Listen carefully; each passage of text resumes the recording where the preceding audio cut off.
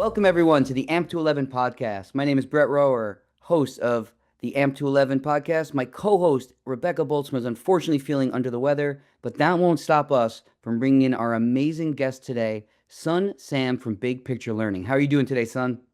I'm doing well, Brett. Honored to be here, brother. We are honored to have you. It's always a pleasure and honor to have another bald, bearded, beautiful leader in education join us on this program. There's too few of us out there. I think you just created a new acronym. The bald, balded, beard, and beautiful. Oh my God. I don't know what to say to that. I just feel so revered. That's awesome. I feel seen. You are seen here on the M211 podcast, son. And that's really what this whole hour is about. It's just to glow up on Sonn Sam. No, we are here to talk to one of the leaders who's doing really incredible work, not just in the space of AI, but he's been a lifelong leader in education. I'm not going to belabor you with his backstory because I want him to share his story. I have had the pleasure and honor to see him perform a keynote that truly moved an audience of hundreds of educators and leaders recently at an AI summit in Ohio. So, son, I would love if you could please start us off by just sharing a little bit about yourself, your journey, the intersection of your life, education, AI. You got the floor. Take it away. Thank you, brother. I appreciate you and thank you for this opportunity. I usually start, I'm just a kid from Providence, Rhode Island. Never in my wildest dream would I ever be thinking I'm doing what I'm doing today, let alone be on a podcast with you. Sonn Sam, proud son of genocide survivors, refugees, and a child of poverty. I hold that very dear as my identity markers because they make me who I am. My parents are my greatest heroes. I can't talk about me without talking about them because I am because of them. And coming here to America, several decades ago and having me, our journey hasn't been easy. And it's on that journey that's really sort of crafted my life purpose. And really, I'll just share quickly, predominantly, I've grown up in some failing school systems. And that process has really, really taught me about the long-lasting effects of education and what it can have on young people. I think we aspirationally talk a lot about the positive side, but I've also felt the negative side, which serves as my purpose and my mission in life, and is to build new systems that make sure that all young people know that they're brilliant. But without sort of dwelling too much on it, I was a square pegger. I did not fit neatly into the round hole, as they say. And with it, the system did a very, very good job of pushing me aside. And so that experience was not pleasant at all. At a very young age, I attributed to my failures in school to just not being smart. And I just thought being intelligent was, hereditary, and I just didn't get the smart gene. So when we talk about intelligence and smart, to this day, as a middle-aged man, like I cringe a little bit, because of just all the stuff that comes with it. But my one story that I want to share just quickly, and then we'll move on. But the moment that I realized that I was brilliant was when I started pursuing my passions. In our community, in the Southeast Asian community, especially from war-torn countries, we had a lot to deal with, particularly gangs. And I remember vividly, I was actively recruited or being recruited into a gang, and I was at a crossroads in my life as a very young man. But my best friend and I shared this at the keynote, Brett, so you know this. So my best friend and I, Sakio, he came to our apartment, he put in this video, and my jaw was to the ground and what I was seeing. But he put in the movie Beat Street from the 1980s. And for all my friends who were born in the 1900s, I hope you saw that because it was iconic. But there was a classic battle between the New York City Breakers and the Rocksteady crew, two like very, very big originators of breakdancer, straight out of the Bronx. Sidebar, another conversation, about what happens with our marginalized youth when you take away arts programs and other resources. An entire revolution of art form was birthed through not having. And, longer conversation around that. But anyways, this breakdancing culture was what really, really like threw me for a loop. I was just like, oh my God.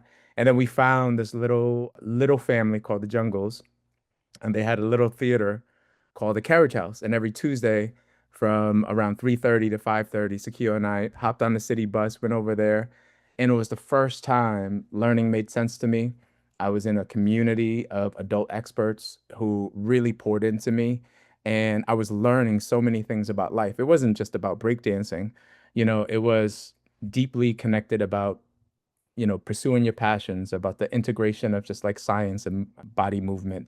It was, how do I be healthy and spread the message? How do I develop set design and choreography? It was a business. So how do we market and bring more young people? There was just so many things that I was learning. And it was the first time in my young life where things started to make sense. And the most important thing I'll just say, and I'll be quiet, is the first time in my life I started to love myself, because before then I just didn't see any worth because the system didn't reflect any images of worth to me.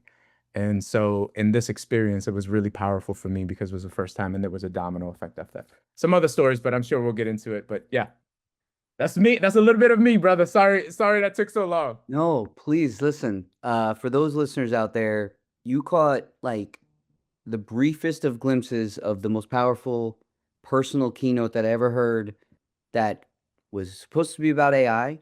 And it took a good while to get to the AI part, but I think you now understand why. Really understanding Sonn's journey and how he is really an advocate for personalized learning, making everyone experience that self-love through school. And, I'd love it if you could briefly just explain to folks also the work, like if they don't know what big picture learning is, like please take a moment and just give like, the overview of what it is that you and the team at Big Picture Learning are building.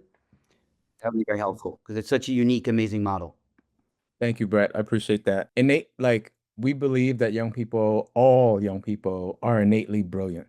They are just born with gifts, talents, passions, and it's the responsibility of us, the adults, the educators in this world, to build a system to cultivate that innate brilliance that they already have. So, we believe that young people are the curriculum and the community is the school.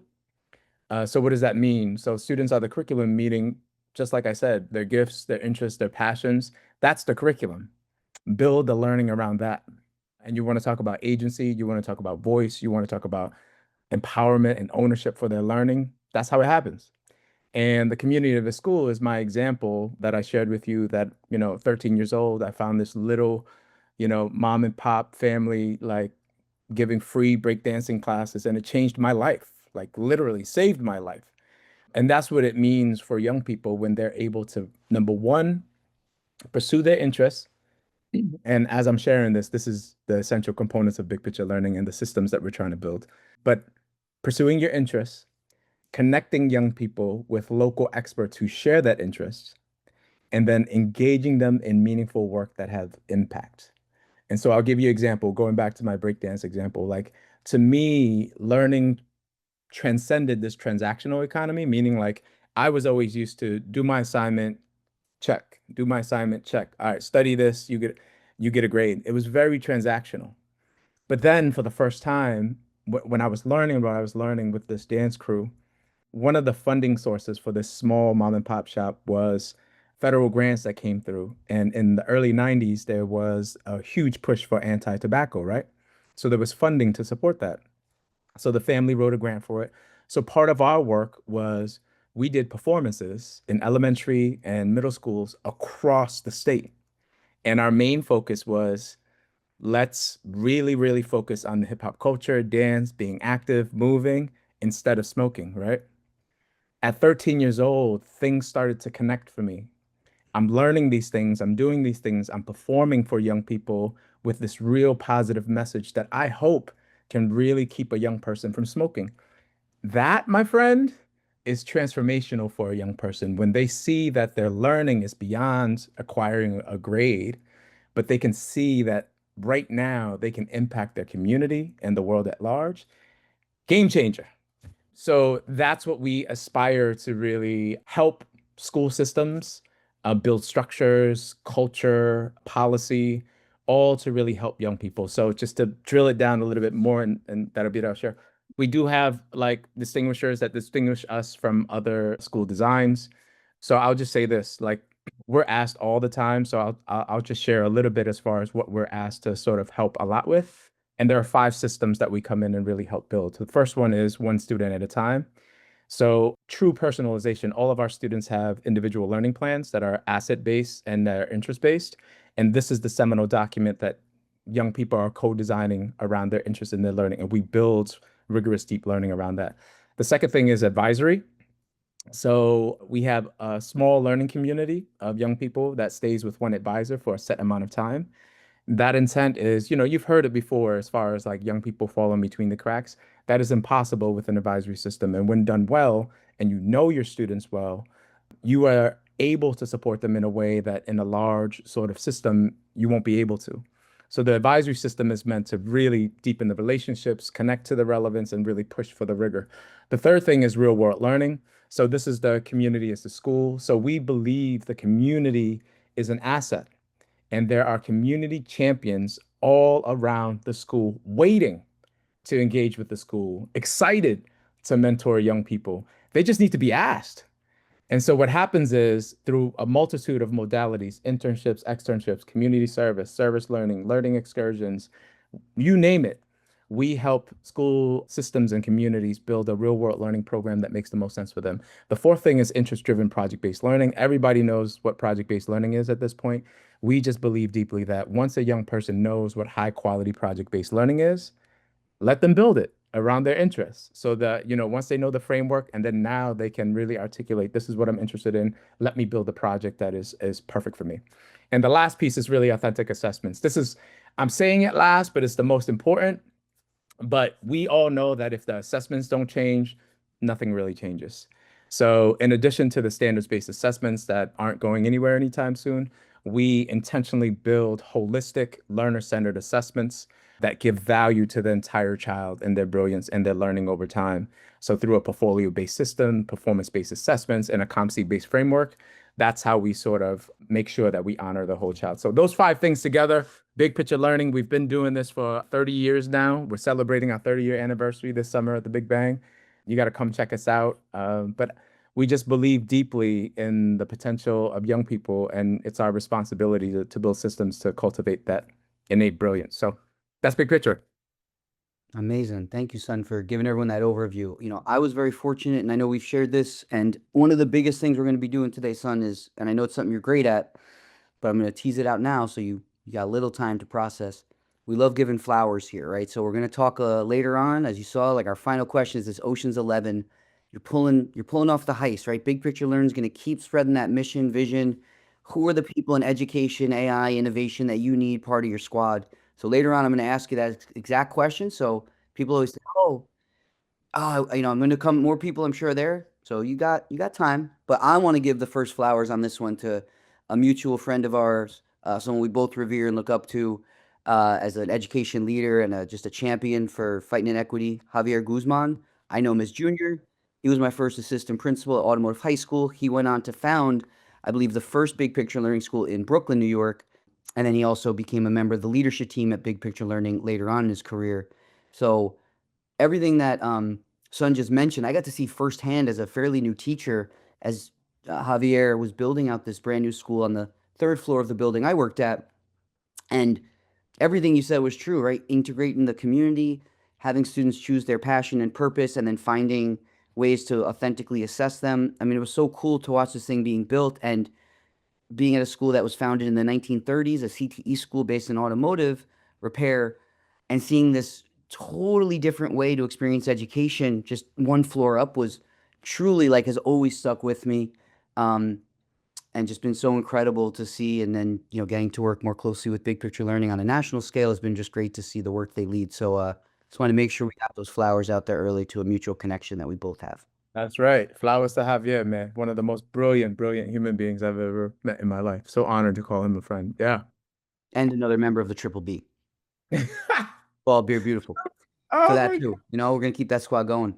Yes, yes, So yes. I'll make sure I get all my flowers out to Triple Bs. As you mentioned, and as I hope everyone's hearing, the work you're leading at Big Picture Learning is incredible. Again, your own personal journey and the intersection of your life and education. Again, just cannot say this highly enough. If you're looking for a keynote speaker to either just engage your community, to get them excited and passionate about the work ahead, to learn how to bring some of these facets of big picture learning to your community, like do not sleep on Sonn Sam giving keynotes at your at any of your upcoming events, AI or otherwise, because this is just a snapshot. And this isn't a plug. This is just reality. That was just the feedback I saw on my own personal a testament to that. Dang, brother. Thank you. Thank you. I'm not good with compliments, but I'm holding your words close, brother. Thank you. I appreciate that. So on the AM211 podcast, we typically have some pretty prescribed questions. It's really just to walk people through as someone like yourself who was an education leader, obviously pre-AI, who's now doing so many innovative things with AI. We're going to start at kind of that genesis for you. So our first question is like, we always start with this pop culture question called like, what was your 11 moment? And we talk about 11 from Stranger Things, right? People see this almost supernatural being, they're shocked, they're in awe. If you could take us through whether it's good or bad, what was kind of that first moment you had with like generative AI, in this age of LLMs, where you were like, wow, this could change everything. And again, could be good, could be bad. What initially comes to mind? What memories? Well, if I could go back just quickly, because I wrote about this and I just want to share it. Going back now to, I believe, 2023, OpenAI just released, oh, this might have been 2022, maybe into 2023. I can't remember off the top of my head right now, but I know it was November when OpenAI released ChatGPT, what its earliest versions to the world. And it was December that people digest news in multitudes of ways. For me, I listen to the Daily every morning, and they had an episode around OpenAI. And, they were going back and forth and just talking about it, but they were giving these commands. And it was the most like unique things that they were asking, like, give me a mob tone, set the set, like, so it was just very eclectic. So, and the response to it was just like instantaneous. It was actually the first time where my brain couldn't process what the podcasters were talking about and what the response was from AI and what it delivered. I was just like, wait, what is this? Like, so I remember in December just taking a deep, deep dive like everyone else, because the backdrop of all this, and very similar when we have breakthrough innovation, everybody sort of grabs their chest and their neck a little bit and just takes a deep breath and just like, oh my God, like what's happening? So like everyone else, I was scared. I didn't know what was going on. I was like, let me just figure it out, let me just try to. And what I learned pretty quickly was we have a tool that I feel with the right guidance can be transformational for our world. There is a realistic side to it where it's a fine balance between ethically what it can do and its purpose. Um, but what really, really inspired me is just the possibilities. So let me just talk about that real quick. I started writing about this and I started seeing this, and over the next 2 years, this is what we started tinkering with. The backdrop of this is for 30 years, Big Picture has been in existence, right? And we've had some groundbreaking, transformational experience, and the proof points are in our communities, our alumni, our families. But in really, really impact the larger system, it's been an uphill battle. And partly because the system that we've built is a compliancy driven system. So when you come in and you say, no, it's one student at a time, that friction is ever present. And we run into that brick wall 150 miles per hour, literally daily, if not hourly. And so it's really, really frustrating. For me, the really, really powerful side and what I'm seeing with AI right now is I think we have an opportunity to truly, truly do learner-centered education and do it well and really transform this entire system. When it comes to personalization, when it comes to real world learning, when it comes to interdisciplinary projects, when it comes to like authentic assessments, which is like the game changer, what I'm seeing is the pace at which we are evolving in technology through the power of AI. We truly, truly can get to that, like our vision of really cultivating the brilliance of every young person, And so that's the work that we've been in and tinkering like everyone else around the planet. Everybody's been tinkering with the AI, but for us is the 30 years of work that we've been making progress on, but also hitting brick walls on. How can we use AI right now to truly, truly move the work forward and move to a place where we can cultivate the brilliance of every child? And that's the actual work. And I'm sure we'll get to like the nitty gritty of it, but that's what's really, really exciting for me. Yeah, I mean, first, again, it's so interesting now when you even said it, right? We're talking about November 2022, and that's now coming up. It's almost when you talk about like COVID, right? That's 5 years ago when the world shut down. And now this we're coming up on 2.5 years, almost 3 years, where AI has become ubiquitous, generative AI especially. Again, this is not to give unsolicited or unwarranted praise to Big Picture or to one of the solutions you all offer, ImBlaze, but I'm going to share a narrative about pre-AI versus today and how you can do what Son is really talking about, personalizing the experience and then also making the experience more meaningful when you talk about repurposing time. So, quick anecdote. As I mentioned, Javier opens up a school on the third floor at the automotive campus. Some of the students are really excited in a number of different fields. At that point, with a brand new school and a pretty young, scrappy, small staff, they're finding all the internships themselves. They're tapping every personal relationship. They're making sure everything is tracked and monitored to make sure it aligns with, New York State policy. It's all done, spreadsheets, Google Docs, etc. That is such a toll on the teacher. And remember, these are all young, passion. They're jumping on the ship with Javier, building it as they're going, building the plane as it's flying. Just recently, I was very fortunate, just came across a solution that Big Picture Learn has called ImBlaze. And I'll let you do the justice of like explaining what it is. But immediately, as soon as I met the person from the Big Picture Learning team or the ImBlaze team, I was like, oh my gosh, all my friends who were teachers sharing all the work they do, which was so exciting, but still just a lot of work. Instead of getting to really deep dive and like, let's say Son was the student, listening and talking to Son about the experience, which is what the authentic part of these Big Picture Learning internships are, is allowing that student to reflect and grow. Just like a lot of aspects of education, you're ultimately also beholden to like, is all the paperwork legit? Is everything like structured the right way? So maybe talk about this. What's a tool that you all are using AI for to make that experience just better for all parties and help students find their experience and help teachers do the work that's important, just repurposing their time at work for what's valuable. You know what? Let's do this in real time as a practitioner because, man, what you just said right now, I twitched a little bit because that was me. I was an advisor in 2003, and we had a mean Excel spreadsheet to sort of organize this, a stagnant Excel spreadsheet that we entered information in manually, right? So let me talk to you about the work of advisor, and then we'll talk about ImBlaze and how it just has completely transformed the flow of work, made us more efficient, and we could focus on other things. In the old system, sitting down, meeting with students, really digging deep into like what are they interested in. That's the first thing. It's just really identifying the different areas that young people are interested in. Then what we did as a staff, we came together and again, this is about social capital and social network. We had a list of our students' interests and we started as a staff say, who do you know? Who do you know? Who do you know? And then one by one, we started just putting it on this Excel spreadsheet, you know? And from there, then we would manually sort of set up opportunities. This is who's interested in this.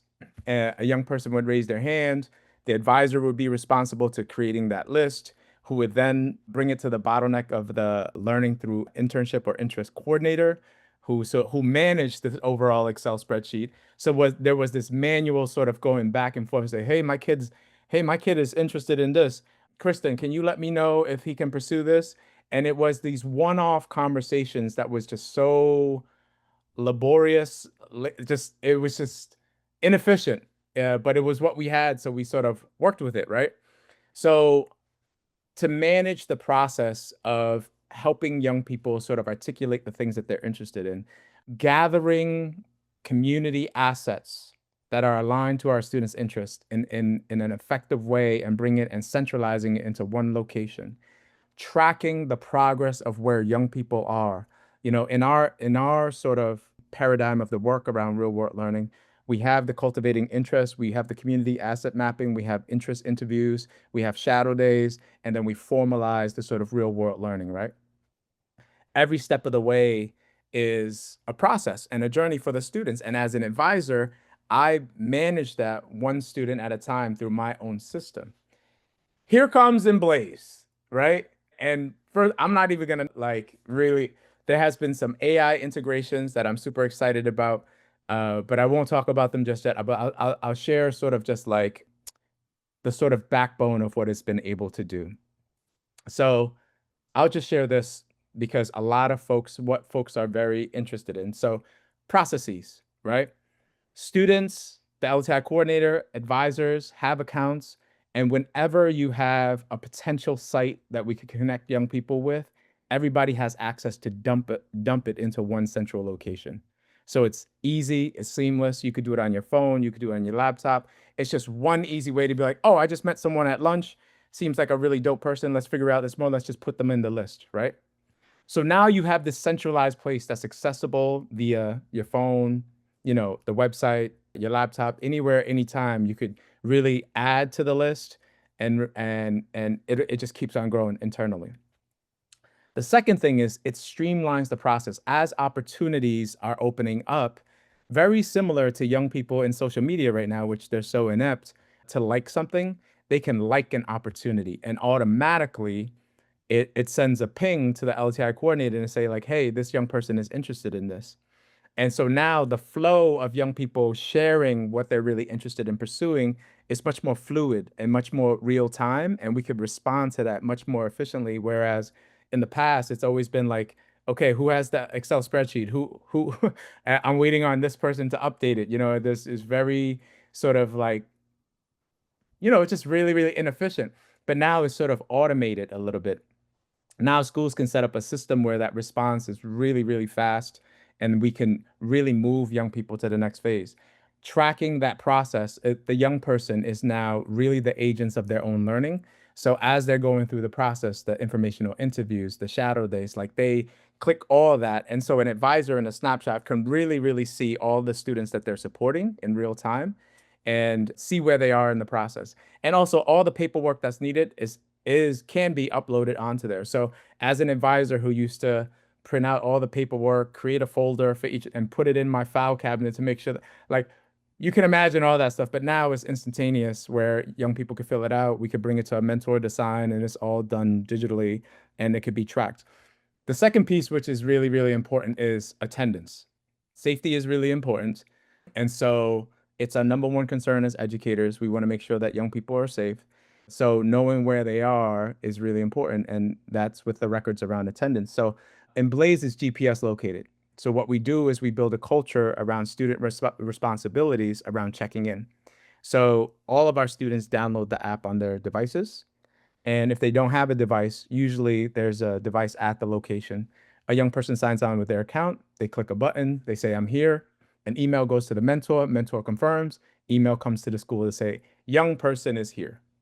So we have a system set amount of time. If we don't get a check-in from a student, automatically I'm an advisor. I'm on the horn, right? I'm going. I'm like, where is my student? But this process has really, really allowed us to be really, really digital in tracking the attendance of our students, but also for accreditation and purposes, the time that young people are there. The last piece is really young people setting their intention around the things that they're doing and learning.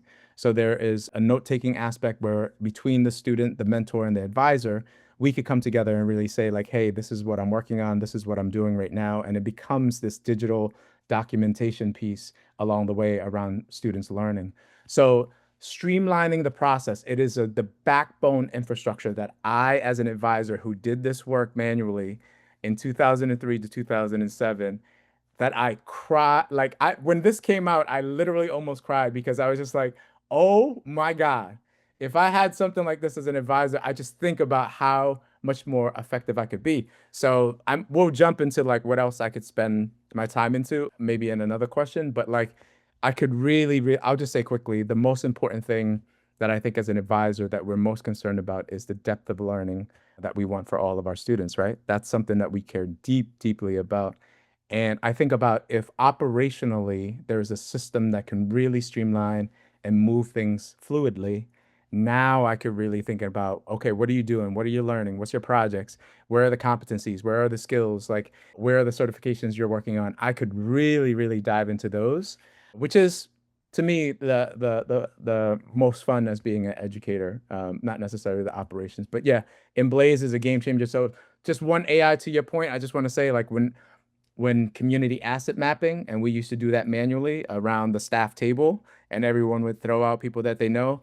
Like with AI right now, if a student has an interest, it will generate a list right around the school around community assets that we can tap into in, again, like milliseconds. So that's just one sort of updated feature on ImBlaze. But y'all got to check it out, man. If you've got a work-based learning program, a real-world learning program, and you're really trying to manage it fluidly so your educators can work on the real stuff, like the stuff around deepening young people's learning and development, you got to check out ImBlaze. Well said. And because this isn't just about ImBlaze, right? This is what Sonn just explained to everyone is you, if you're an education leader listening, or if you're even someone on the innovation or EdTech side listening, everyone has that version of their pain point, right? Like it's so evident, you can hear, right? Sonn and Big Picture Learning's mission, just like he lives it, he breathes it. It's transformational if done well. So I'm going to share a brief anecdote that's similar around different community values. And I want people to really think about, right, what's the thing you're trying to do? So I did a lot of AI training for school out in the Los Angeles area, just like at, Big Picture Learning School, an internship might be a requirement to graduate. At theirs, it was community service. So this is a problem that everyone has. I've been at schools that say, we want students to achieve this many hours community service. So let's say you have a motivated student. You really need them to check in with a caring adult at your school and be like, okay, here's what I'd like to do. Let's say their family and themselves don't know the neighborhood or the community or even how to start this process, right? You've never been trained on that. Now all of a sudden it's junior or senior year and you're expected to go do community service. One, think about the danger that could bring, right? If this child isn't properly informed or the parent, they could be going to places that just aren't ready for that or aren't really have the best intentions of that child or student possible. So a great example was this community had three things they were really valuing. One, it was a community, it was a faith-based school. So they wanted for All Saints Day, they have this really great social justice standards. They have a great DEI curriculum. I said, let's build that into the tool because this way, first question is ask students like, what are some of their personal values or beliefs or things they care most about in terms of like helping their community? The first thing it did is it provided three saints that they should like learn more about on their own time because they align with what they value. We then trained it to align with DEI and social justice standards so that they were always going to have a diversity in terms of gender, country of origin. That's something that wasn't happening there, even though it was a core belief of theirs because no one had ever compiled all the saints and had a way for students to pick and choose. But then it also then took all of the community service opportunities that you'll get those random emails you send out once a week, or you'll put a poster up on the wall and be like, well, we put them up on the flyer in the college center. I don't know why kids aren't taking it up. And then it said, would you like to learn about some community service opportunities surrounding this school that seem to align with your values and your interests? And then it did. And so it just took what that school already was doing and it made it something that any student could immediately engage with, or a parent or a teacher or a guidance counselor or anyone to be like, hey, great, we know you're ready for this. This is now personalizing it, aligned with your values, interests, passions. And we know this is safe because we're already sharing it with you. We're just putting it in a way now that like you can access it without reading through all these different things or combing through your emails because that's just parents and students aren't doing that. Neither are the adults and educators. So anyway, whatever that thing your community values is, just keep thinking that as top of mind of like, this can all be put into one safe resource that you've already vetted what the sources are, and then it produces it back based on probing questions of that student or whoever the audience is. So find what you're trying to solve for and what's those things that it now opens up. Everything is really the conversation around now, like, great, let's prepare you for that specific internship, community service project. Let's talk about the experience. What skills are you learning? How are you going to put that in a digital resume? That's what's important now. I don't know if you have another question, but I can 100% elaborate on that. Sonn, there are no questions. Elaborate. Go for it, man. This is a free-flowing conversation. Dude, like, so I'll just share with you challenges. We have two, so I'll share this. Like everyone else, as an educator, we care deeply about the depth of learning that young people engage in, because the deeper they go, the higher chances of transformation and really, really preparing them for the next stage of life and learning and whatever it is for them, hopefully aligned to their purpose. So that's really, really important to us. So a major staple to our design, of course, is student-driven real-world learning. So our young people are out, right? One thing that we are continually working to get better at is the quality of learning that's happening at this real world learning experience, right? But there are some variables. So here are the variables I share with you. It really comes down to the experience, capacity, and know how of the student, of their advisor, and of their mentor, right? So, son, what do you mean? Like, what can go wrong? Number one, this whole concept of student agency around interest and learning, I can pretty much guarantee you, like the majority of our schools, if it's not a K-8 school, our students come to us in high school and they've been in a system where it's sit down, do this assignment, and turn it in. And they haven't really had authentic opportunities to build their muscle around their agency for learning around the things that they're interested in.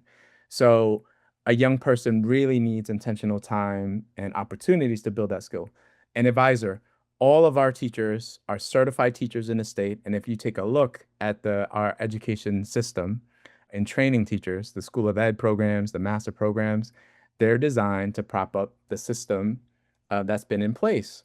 So, like innovative learning, interdisciplinary learning, real world learning, connecting career standards, connecting social emotional learning, that's all stuff that our teachers aren't necessarily trained for, right? And then you have a mentor who is super interested in this career, this field. They got trained for it. They spent many years honing their craft, becoming a master at it, right?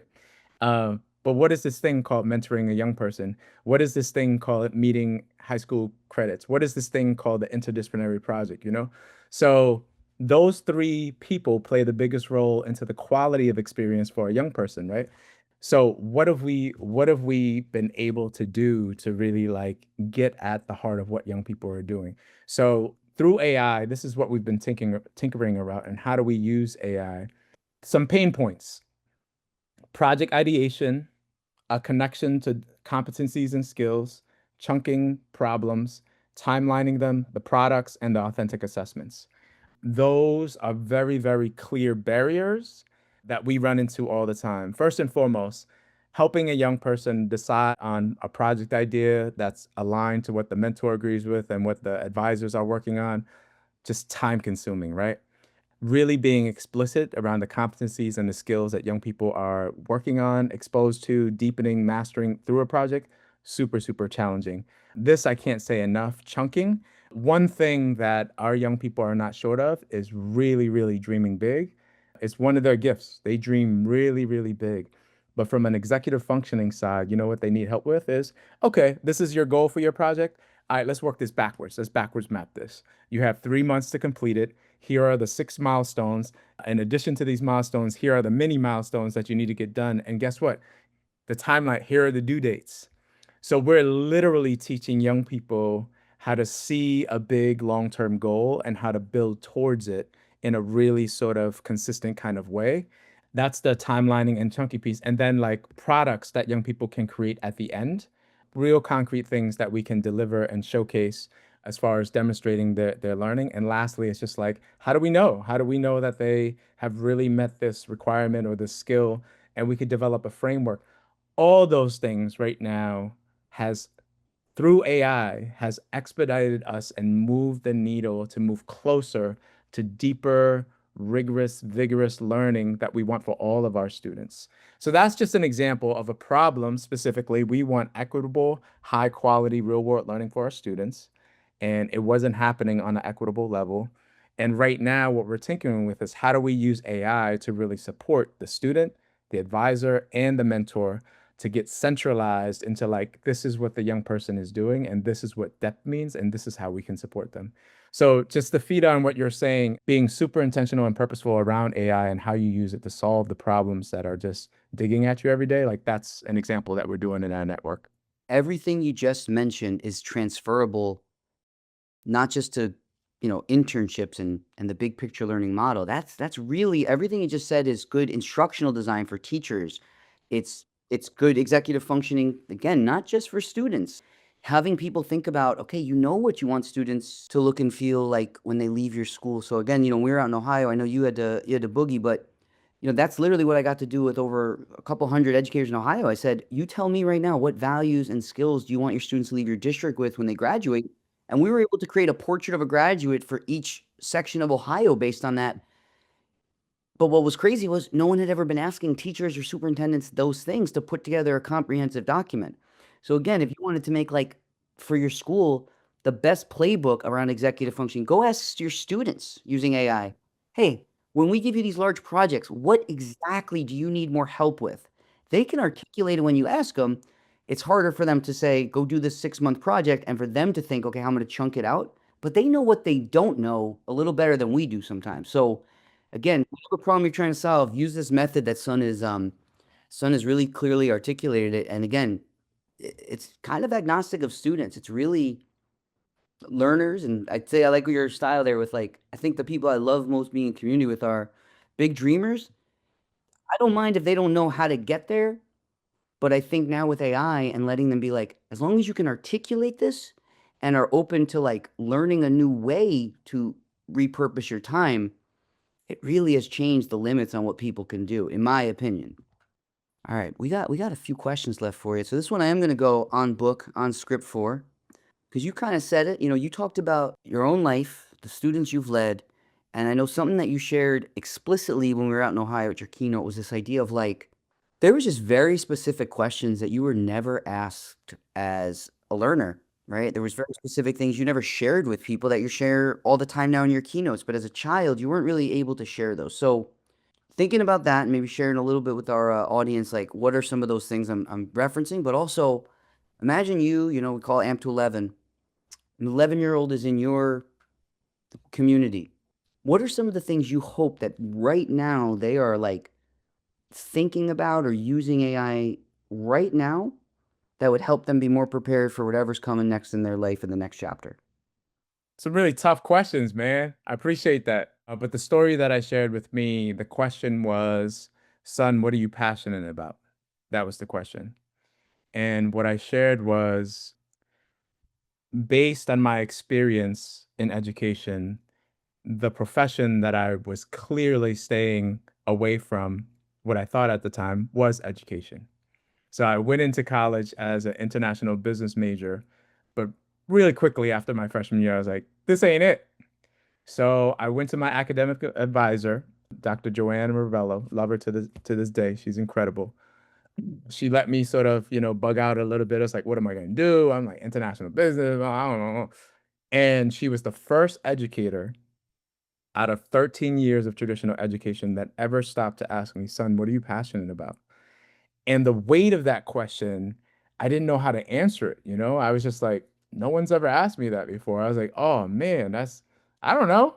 And the only answer that I could give her was my entire high school career was I was working with young people, you know, and it brought me a lot of joy. And there were different contexts, of working with young people, but that was what brought me a lot of joy. And she said, son, you ever thought about being a teacher? And seriously, no joke, I laughed. I was like, "Oh, hell no. No way, no way, no way." But you know what? There's a higher power in work here and the path that you're supposed to walk, things happen and pretty quickly I changed my major and got into education. And that was the one question. So a deeper thing that I think about, right? And I'll connect to that a little bit because it's just what I believe in. And I'll bring it like clear as day to my parents, right? I know my purpose. And my purpose is to really, really help young people live a life on purpose and build generational wealth, right? Like that is my service and my purpose. A true example of some folks that didn't get that opportunity were my parents. They were in survival mode. They were providing for my family. They woke up every single day and worked their butts off to provide for my brother and I. They didn't have the privilege of pursuing your passion. You know what I mean? And that breaks my heart, but it's my source of sort of motivation because I feel similar to that 11-year-old. That's it. I want them to pursue their passions. and I want them to leverage AI in any way to help them pursue their passion. So, what does this mean as an 11-year-old? There's sort of things that are interconnected here and woven together. Your interests matter in this world. So I see a sort of pathway and I break it into four things. Young people are innately curious when they are born, right? Curiosity, exploring your curiosities eventually lead to interests. Exploring your interests eventually leads to passions, and pursuing your passions eventually aligns you with your purpose.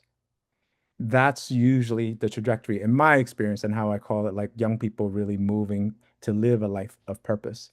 So that's the overall goal. And trying to get them to get to their purpose, they have to explore their curiosities, their interests, and their passions. So even at 11 years old, I would tell them to explore. So how do they explore that, right? Whatever they're interested in, I want them to leverage AI. How? The first one is I want to interest in who are the experts that you look up to that's connected to your interests, right? Who are the experts? And this is connected to the generational wealth, and I'm drawing on the research from Rajati. This is about social capital. Who you know matters, but also who you know is your way out of generational poverty. And so building your social capital is super, super important. So what I would say and challenge a young person, even at 11 years old, how can you build your network around you to support you pursue your passions? Like, who are those folks? I want you to get connected, right? Now, of course, there's got to be barriers because an 11-year-old can't just randomly just pick up the phone and start talking to people. So if we're imagining this, there'll be, structures put in place to facilitate that. But nonetheless, the point is not lost in saying that building your social capital is critical to this, and who you know matters. So I would tell that to that 11-year-old, like who you know really, really matters in life. And I would challenge them to use AI to meet new communities that are centered around their interests, professionals. So that's really, really important. The second thing is, how can you build your knowledge around this interest in this topic? So what does that mean? Is it certifications that are recognized in the industry? Is it just like a background knowledge? Is it them being able to teach what they know? Are they joining a community and leading a YouTube page around, instructional stuff that they're learning around their interests? Like, how do they build the prerequisite around this interest that continually will make them an expert and just go deeper in their knowledge and their learning? The last thing I would say, so between increasing their social capital and meeting new people and new communities around the things that they're interested in, really, really getting specific around the skills and background knowledge that they can build to become the experts. The third thing is, I want our kids to be bosses. I don't want them to only be like, and no disrespect to anyone, because I work for a company, like, you know what I'm saying? I'm not the CEO, and I love what I do, you know? But I think sometimes when we talk about workforce development, when we think about, you know what I mean? Like, we don't talk enough. Also, I want you to be a CEO. I want you to be a boss, and particularly around the things that you're passionate about. So whatever it is that you're developing your skills, you're diving deeply in the back of your mind. How do I become an entrepreneur? How can I be a breakthrough leader in this industry? How do I be a pioneer? You know what I mean? Like, those are the things that I would really talk to that 11-year-old to see. And again, is 11 context, nuance, might be a bit much for an 11-year-old, but nonetheless, those three things would be really, really important. And I would begin the conversation anyways with this 11-year-old. One thing I've loved in getting to meet you and just listen and learn from you for the last few months, and I've known about your work for longer than that, but it's great that we've been so fortunate to form a personal connection where we could just talk about this stuff, is the way you just talked about it is so similar to how I hear many of the leaders at Big Picture Learning, like, Carlos, Dennis, Javier, yourself, really anyone. It's like you all talk about really, pardon the pun, big picture things with young children, young adults, and you don't sugarcoat it, but you do make sure it's like, I'm talking to you at the level you're at because I need you to see like the big picture that many students don't unfortunately get access to. So I just want to like again commend that like 11-year-olds, you can put yourself in their shoes, you have empathy, but you really are trying to make sure you're pushing their thinking in service of like that's the kind of mindset you need to adopt as early as possible so you can have a life filled with with your passion and purpose, not because you have to provide for your family. You do need to do that. You need to provide for yourself, your family, your loved ones. But imagine, like you said, that you get to wake up every day and do what you love. Like that's a totally different mentality, and it's a blessing. But you're doing it, so thank you. Thank you, brother. One thing, and I forgot to mention, probably the most important, but I'm in my head, I'm sort of thinking about this right now, but probably the most important that I would tell this 11-year-old is love yourself. And I'm looking back at my 11-year-old self myself, and if there was one thing that I would tell myself is exactly that. Um, because the system can also do a really, really, really disservice and harm uh, by really taking away the self-love of young people because they can't excel in these very traditional measures. And when that is the only thing that we lift up and we hold up consistently, and a young person does quote unquote doesn't measure up to that, I don't need to be a rocket scientist. I don't need to be a 60-year psychologist to understand what type of impact does that have on that young person and their morale and how they see themselves day in and day out. So what I would tell that 11-year-old is you have gifts that you already have. And it's my responsibility as the adult to help cultivate that. I challenge you to challenge us to service you better, to build a system so that you can see your innate gifts and talents and love yourself for that. Once that happens, everything else falls into place. And I think that is something that we don't talk about a lot in education, like young people's love of themselves and what type of messages are we saying directly and indirectly by the measures that we put into place and what we value. So I think that would be really important to tell that 11-year-old as well. As I'm sure you do. I mean, I've seen that you had this amazing video at the keynote with your wife teaching your child, obviously the love and passion for education. We read a lot.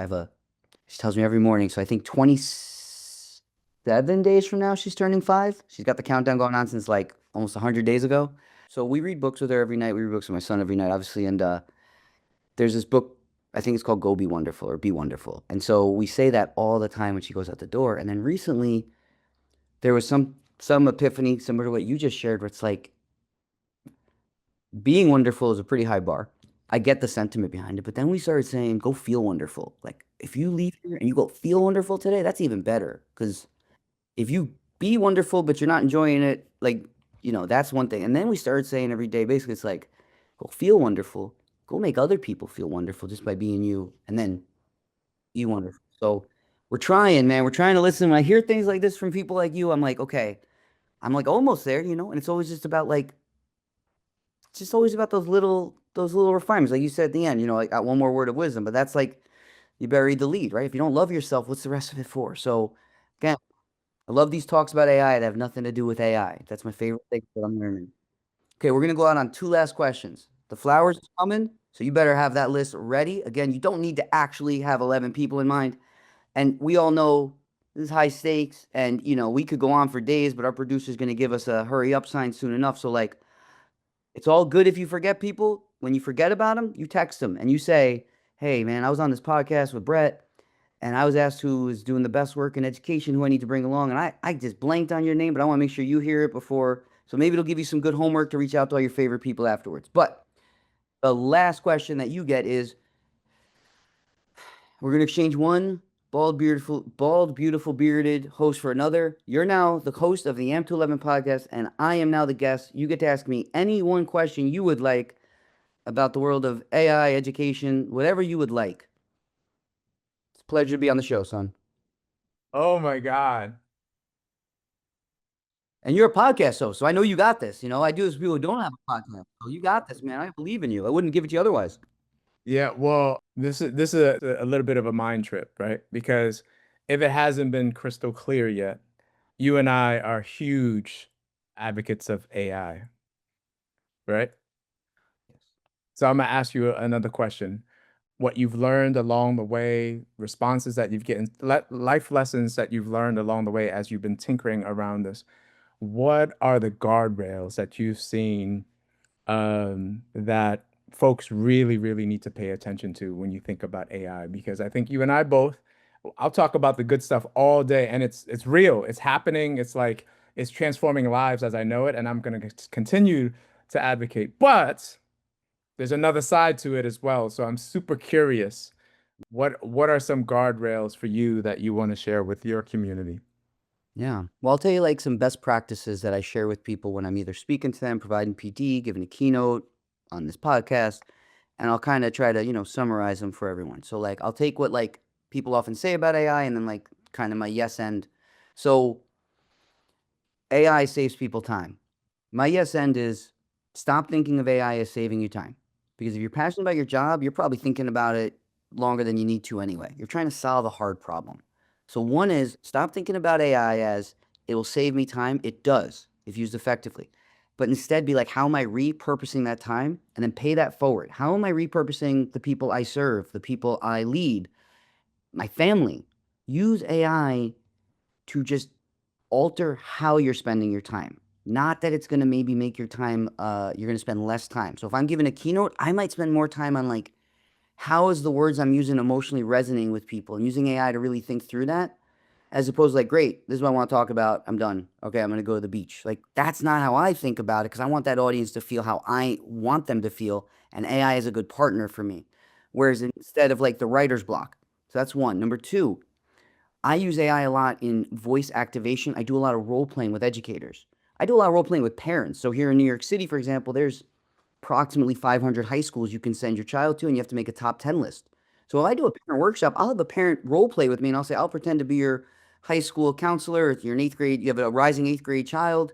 Say, tell me anything you want about that child, but here's things I don't want you to tell me. Don't say their name. Just say, my son is 13 years old. Don't tell me your address.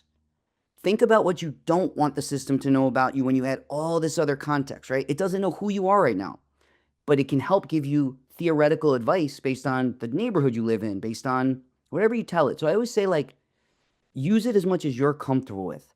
If you want to learn from it, but you don't want it to know everything, that's a guardrail to me. Like, you don't have to. Um, so those are just examples of how I tell people, like, use it effectively, use it with precautions and optimism. Same thing with students. If you want to help a student with an IEP, right? I tell people I made a tool for my son that helps me help them, and I have no problem putting in his 504. But I don't tell other people to do that. I say, go take the parts that you think will help you. Let's build a tool so when you're interacting with your child, it's not based on your beliefs. It's not based on anything other than like the best insight you're getting about your own child. Then put in your own beliefs about where you struggle to meet them where they are. That to me is really important that like you have to decide what those are. And when people ask me for those guardrails, I then ask them questions like I just said, like, would you feel comfortable doing this on an email? They say no. I'm like, then definitely don't do that in ChatGPT. I say, I feel comfortable with it, so that's why I do it. So I often make sure people have that feeling of like digital, what's your digital I don't know, level of comfort, I guess, for lack of a better term, and I help people through those types of things. That's my best advice is like there's no one size fits all. And then obviously if you're using EdTech tools to serve your community, that's a totally different story. There's so many great partners, the EdSafe Alliance, ISTE, All In for Ed. I mean, there's so many great organizations that can make sure you're aligning with whatever your district policies are. Our co-host, who unfortunately is under the weather, I'd say she's one of the leading experts on AI ethics and data privacy. So like reach out to Rebecca if you're like, hey, should I use this tool? And she'll give you the low down dirty. She's probably already done research on them. Yeah. So in terms of safety and advocacy, I think those are my areas of those are my feelings on that and my advice for people. Dopeness, brother. Dopeness. Did you tell me I asked the hard hitting questions, but I give you one shot and you just come at me. Hey man, that's I know that's where the world is right now. I know that's where educators, I mean, some people are super excited and others are just like, I don't know, like so yeah, so that's your response I hope can, for those that are a little hesitant anyways, know that there are guardrails we could put into place to really continue to move the work forward for our young people. So, yeah. And I'm giving a shout out, like, so I've led a ton of AI summits. I'm really proud of the work I've done with others. We're doing one in July, and I always talk about Maslow's hierarchy of needs. The first session, AIDU. district policy toolkit. What tools are out there for leaders? Second one, EdSafe, and Innovate EDU, a key member of the EdSafe Alliance, data privacy and ethics. When Rebecca gives her Spark Talk, it's going to be about literally questions you should be thinking. ISTE is going to give us a checklist for vendors when you go out into our exhibition hall. What do you need to make sure you're asking that it's New York State compliant, federally compliant, just ethically compliant?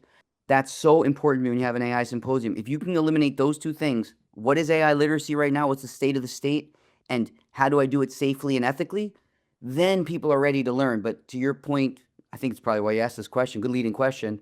You have to make sure people feel those two levels of comfort. They know what's going on to enough extent to dig in deeper, and then they know what questions they need to ask. They don't have to make decisions in the moment. They need to ascertain data and then bring it back to their leadership team or their data team or their chief technology team, whatever it is.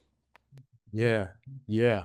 All right. I'm switching. I'm taking the mic back, man. No way. Not giving you that power. Okay, now I know. Careful. All right, last question. We're gonna take you out on this. And also I'm gonna let you, before you give flowers to others, I'm gonna ask you to just self-promote for a second. Let people know. It's all right, two-parter here. First, let people know again, like where they can engage with your work, both personally and at Big Picture Learning. What are some of the things you're doing in your own role, like in helping to spread the word and your own belief and message, like that you work on keynotes.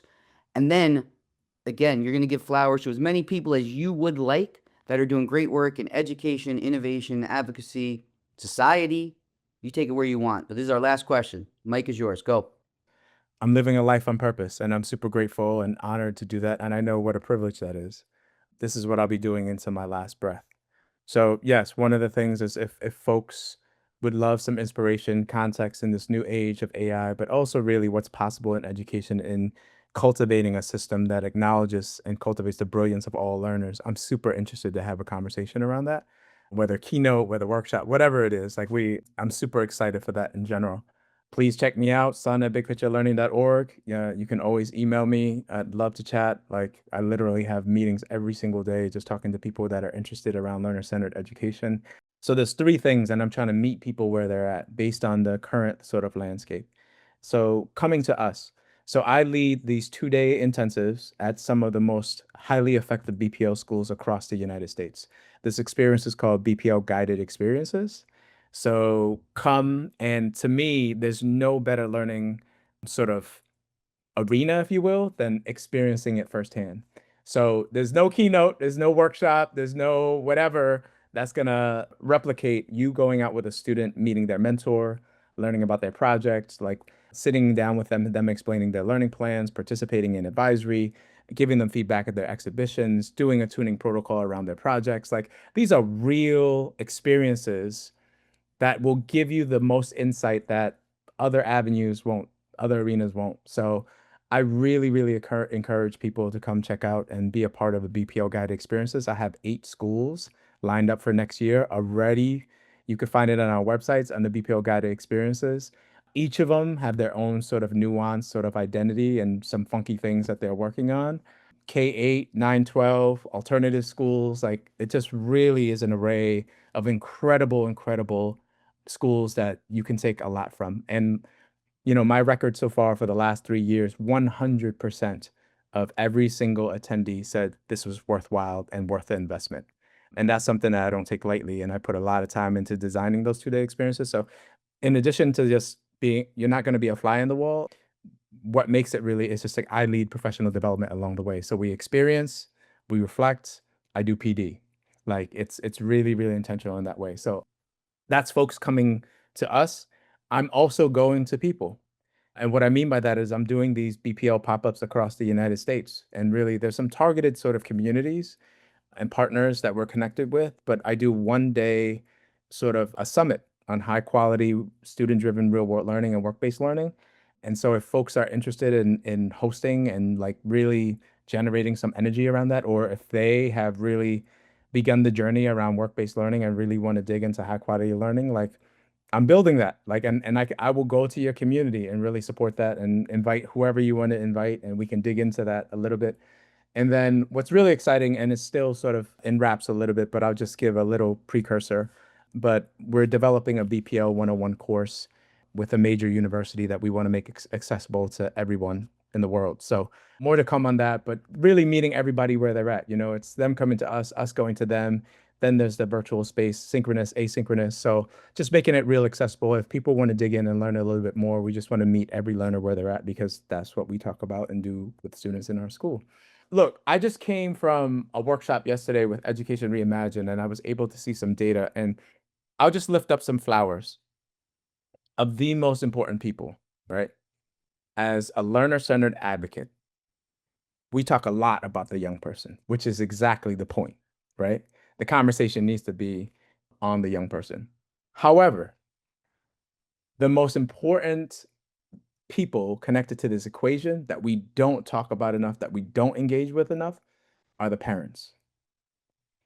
And I want to give flowers to all the parents in our world working just like tirelessly to provide for their families, to raise their kids, to make sure they get everything that they need to thrive and know their inner brilliance.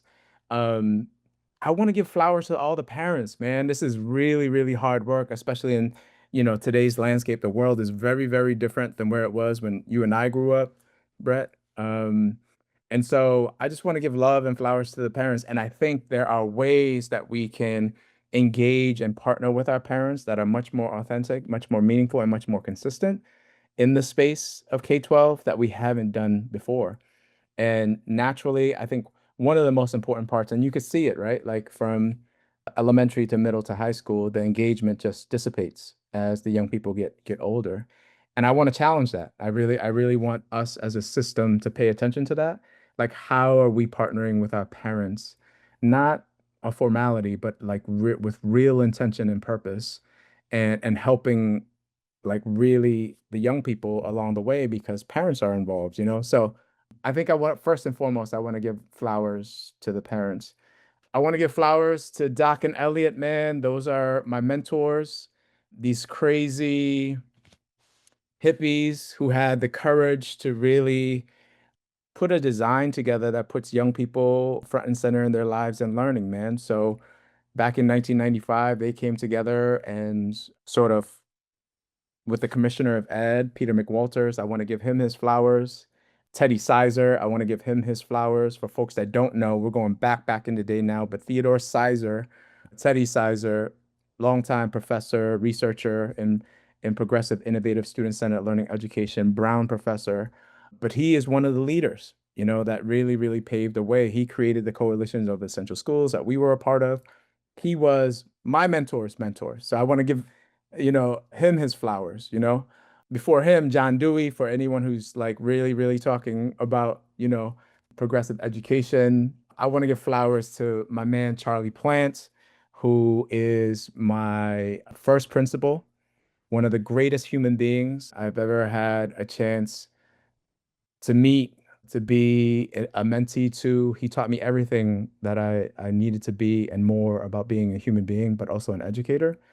I want to lift up my first cohort as a brand new 21-year-old trying to figure out what it means to be a professional, let alone an educator.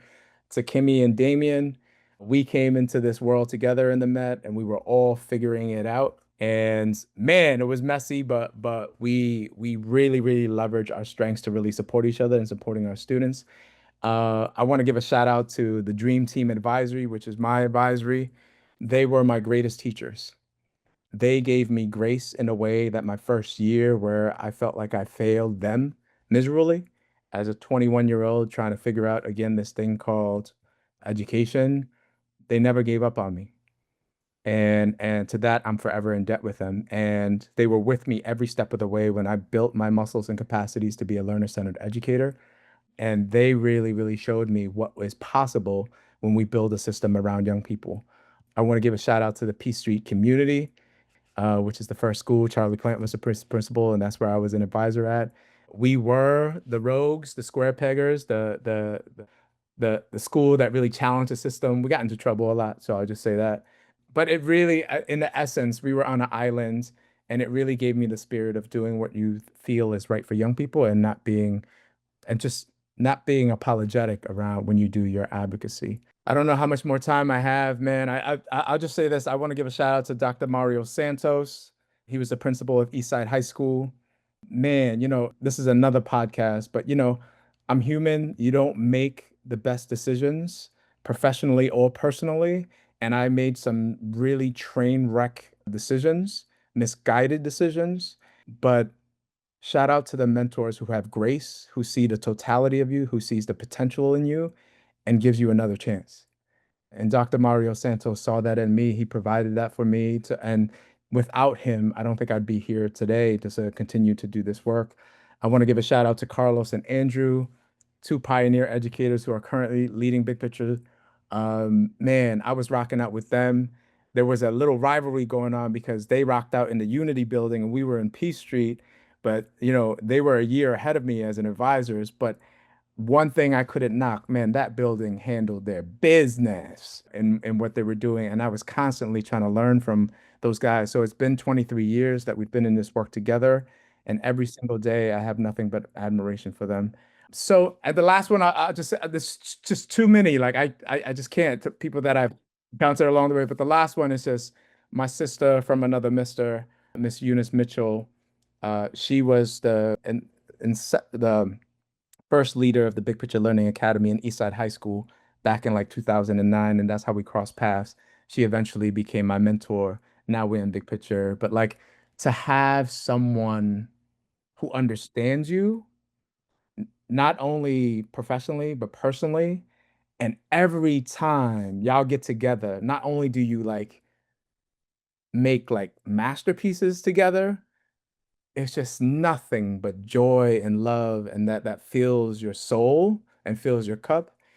Man, I feel so privileged to have a Eunice Mitchell. You need a Eunice Mitchell in your life, just a comrade who just fills your cup every interaction you have with this person. And I can't even explain it, but so many others, brother. We don't have enough time, but No, we do not. We never actually get to like wrap it up from our producer, but we're getting the wrap it up sign for good reason. First, Sonn, thank you for all your work and your wisdom that you just shared with the AMP211 audience. Thank you for being part of this today. If you all get a text sometime in early to mid-June from Sonn Sam, send you some flowers. It's because he forgot you, but he didn't mean to. We ran out of time.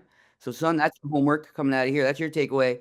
And for our audience, thank you for being with us throughout this. I hope you learned a lot. Please reach out to Sonn. You now see the work he's leading, the work that he does personally, professionally, his passions, and keep scaling this great, innovative, mission-driven work that's really bringing the individual students' passion and purpose to the forefront. So thank you again, Sonn. Everyone have a wonderful day. Thanks for listening.